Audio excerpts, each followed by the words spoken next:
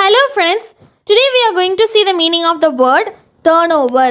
இதுக்கான தமிழ் அர்த்தம் வருவாய், மொத்த விற்பனை, சுழற்சி அளவு.